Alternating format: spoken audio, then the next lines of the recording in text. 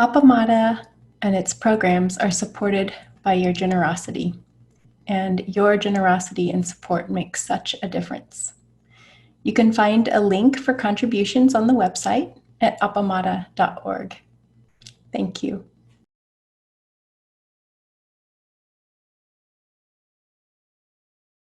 Good morning to all. See, there's a message in chat. I'm just going to look at it for a moment.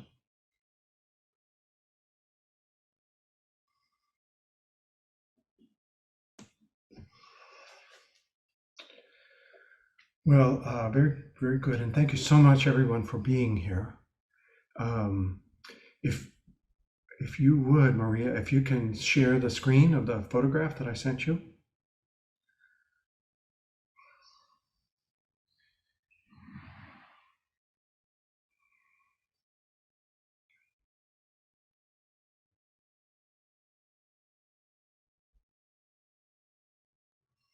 Okay, so I want to tell a story as a frame for an exercise that I hope we will do later on, and that you'll be able to join me in. This is a photograph that I took in my backyard, and folks who have seen me over the last month in the weekday Zazen periods that I've been able to lead have noticed that I'm wearing a brace on my arm. A month ago yesterday, I was passing through the gate that you can just see slightly to the right and to the left, the wooden posts of the gate, from my driveway on the side of my house to the backyard at the side of my house and to the garden area. And you can see that I have been spending a lot of time and money on gardening this year. I actually started last year.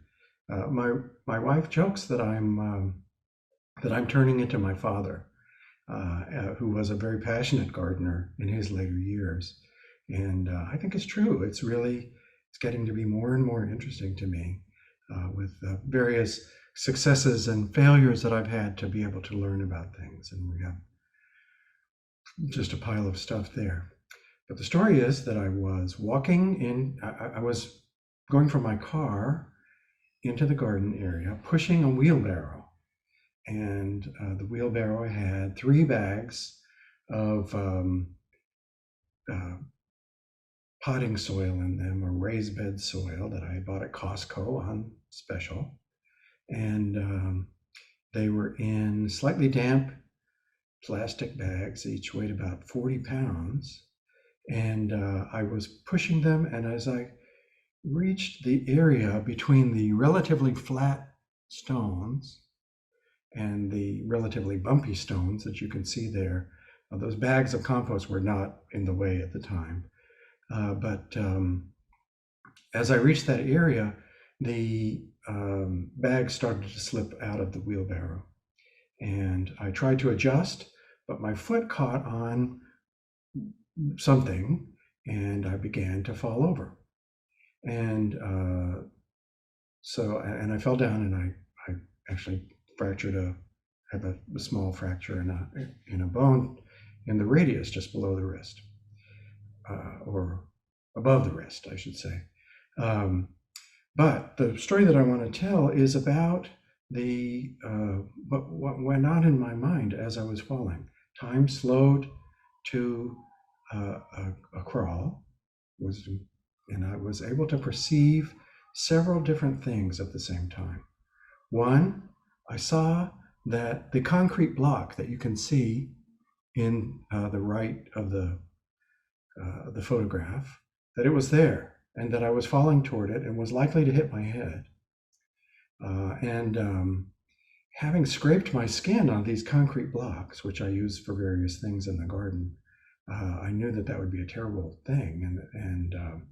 So the quick acting survival parts of my brain and body took over and started making adjustments, kind of flexing my body as I fell to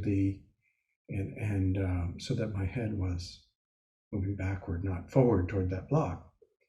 And at the same time, I could perceive that my discursive mind, the thought-making discursive mind, was having thoughts such as, "Oh, I'm doing okay. This is gonna work out okay. I'm making adjustments, and I'm not gonna hit my head. This is really good." And it did work out that way, although again, the sequence renewed multiple times during the space of what can't have been more than a second. And yet there was another part of my mind that was aware of the fact that what my discursive mind was saying, this thing about I am making these adjustments, it was aware that that was not correct, and that what was happening was much faster than I could think about it, and much faster than any willed action I could take, which is lucky, since I didn't have much time. But I had a felt sense also, and this is the point of the talk. This is why I'm bringing this up, because it has a lot to do with the class that Peg is teaching this time, and a lot to do with a book that Appamada Sangha member Medis Sharifian has told me about, and that I've started reading, by Ajahn Shanti. And I don't have the name of the book in front of me here. I'll get it in just a minute. I'll quote from it. But it's about, it's called The Direct Path. And it's about the direct way, 30 practices to evoke awakening. I've been reading some of that, and I was aware through those practices that it is possible to be aware of awareness itself as a frame in which these other things arise. And I've been thinking about that ever since. And trying to make sense of the experience, but not in a way that has to do with a story in which I am the main actor, but rather just that awareness holds everything, including the survival parts of the brain, the storytelling parts of the brain, and this awareness itself in a kind of amazingly recursive way. That they are all those things are gifts of the universe to us as human beings. So what I want to suggest is that we break. It is now 10:10. I'm doing pretty good on time. That we break for 20 minutes or go into small groups for 20 minutes. Thank you, Maria, that's great. Let's see, how many people are participating? I can't see. 20 people. So Maria, you decide how many people should be in each group and how many groups there should be. But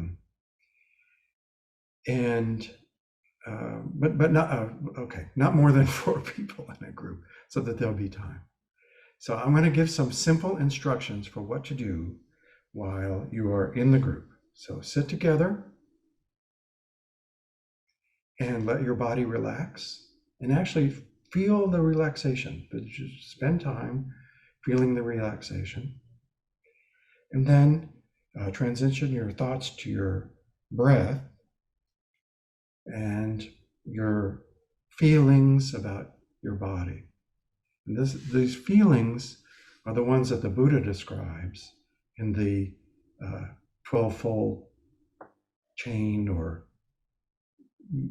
arrangements of dependent co-arising. The feelings are not what you feel in your body, the sensations, but how you approach them.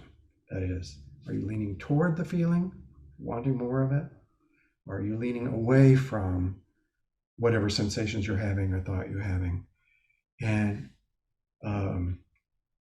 leaning away, wanting to avoid, wanting to stop, not wanting anymore, those sorts of things. It's those are the feelings that the Buddha was talking about, and that I would like you to pay attention to.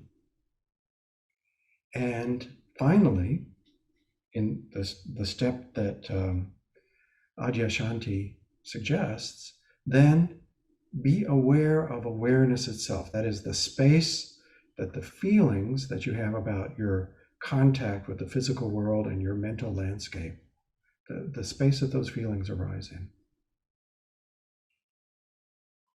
And just spend time with it if you can. And it's a deep practice. It's not easy to spend time with it. Our minds and our bodies are in constant motion and in constant need of refreshing sensation and thought. And if there's nothing going on, our minds will make up things for us to be interested in and so on. But again, we can pay attention to how we meet those events as they arise. We can see if we are leaning toward, wanting more of, leaning back, wanting to stop, not wanting any more of, those sorts of things. So again, if you can, focus on the space in which that awareness arises. And if you're troubled by physical sensations or thoughts, meet them in some friendship. They too are gifts of the universe. They are what mean we are alive just as much as the awareness itself. But to be able to spend enough time to feel that sense of awareness in the body, in the mind, that openness, that is a gift that we can give ourselves to work with the gifts of the universe. So that's it. I'd like you to spend some time and then share within the group some about what you noticed, and then come back and please share with the larger group what you noticed. That seems worth sharing. Okay? And let's say, it's now 10:14. Let's come back at 10:35. Okay? So approximately 20 minutes from now. I hope that works. Thank you. Would you like to be in a group, Joel? Yes, thank you. If that works. Yes, of course. Right, I'll take you there now.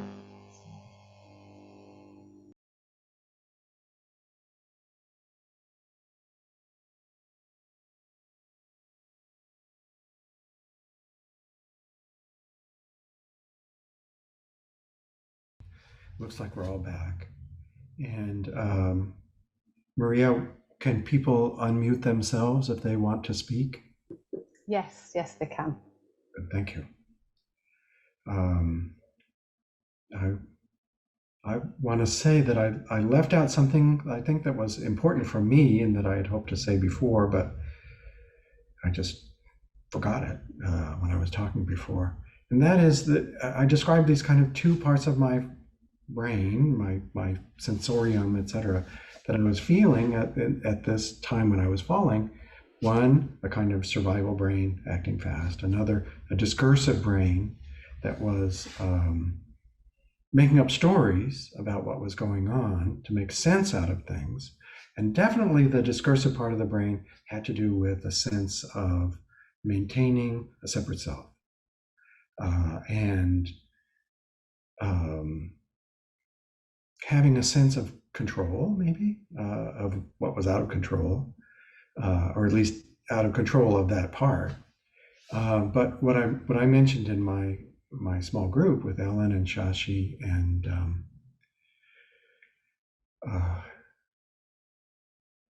sorry, I've lost the picture here, so I've lost track. Thank you, Gail. Yeah. That the survival part of the brain was also feeling separate, just the same way an amoeba does, the same way a tiger wandering the streets of Houston looking for food does. That there's that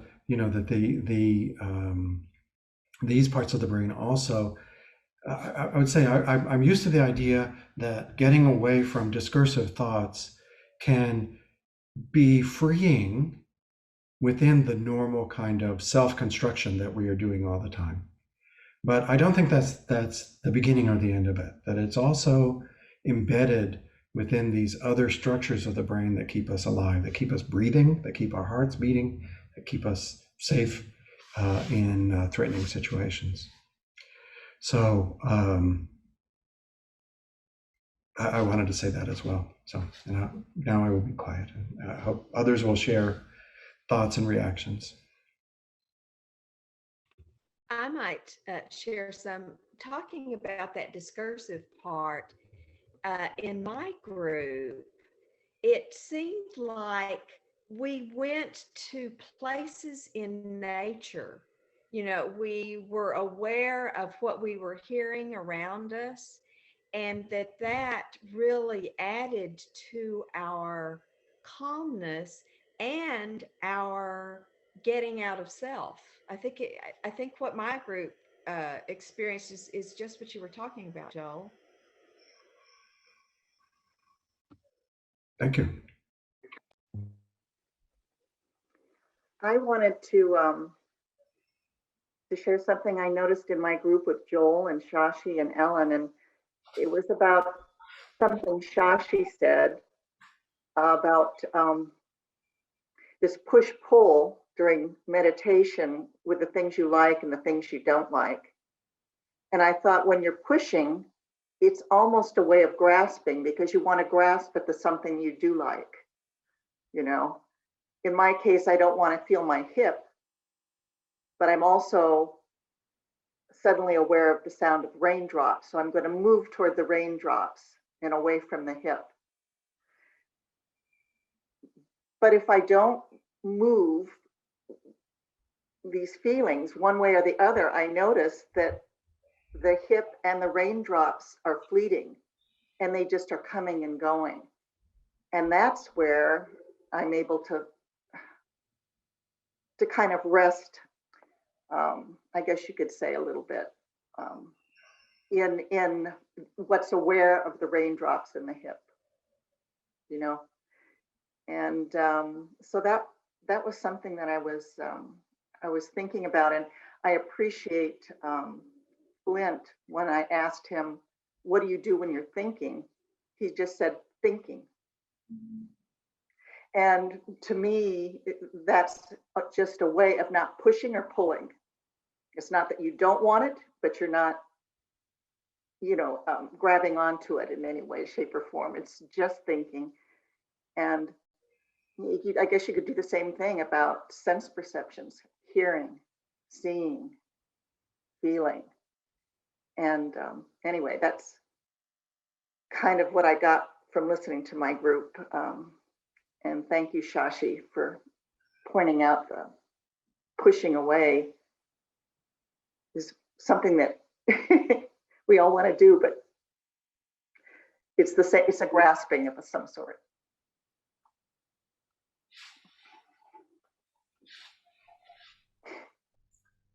Can I say something?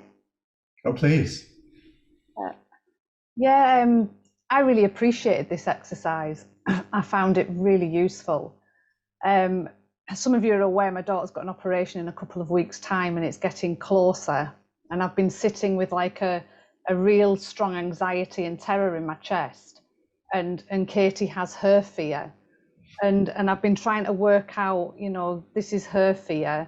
And then what's mine and what's hers, and it's getting all meshed up. And I think what this exercise did is I really sat with that feeling, and it's very strong. And then I've noticed that I'm trying to create images, like sitting at Zazen in the morning with everybody, to try and get away from that feeling and to try and just find some sort of reprieve from it. And with this exercise, I sat with that feeling, and then one of your instructions was, are you leaning towards it? Are you leaning away from it? And I leant towards it. And as I leant towards it, I found myself like an image of arms coming around the feeling and just staying with it and comforting that feeling. and then sitting back again and seeing the space between the feeling and the other thoughts that I'm having and the other feelings that I'm having, and then coming back to that feeling. So it really helped me to create some space around struggling to deal with not knowing if it's the right decision, if she's going to be okay, if she isn't going to be okay, how she's going to be, but really kind of being able to sit with all of that and give it some compassion. So that was really useful for me. So thank you very much. Thank you, Maria, for a beautiful talk and what you just shared. Welcome. Good morning, this is Kathy. Hi, Kathy. Thank you, Joel. Yeah. What it's reminding me of is in Buddhist Action Now, where we've been reading Standing at the Edge by Joan Halifax. And there are similarities in all this, where some of it is freedom and courage, and what to do with a situation that causes suffering. And that goes into what Peg is teaching. And being in that space and being willing to sit with that. And I really like the idea of looking at that space and trying to make friends with that and see what comes out of it. So thank you. I can use that today. Thank you, Kathy.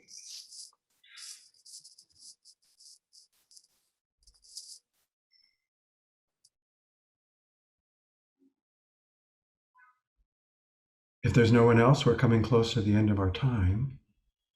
And I want to thank everyone for participating.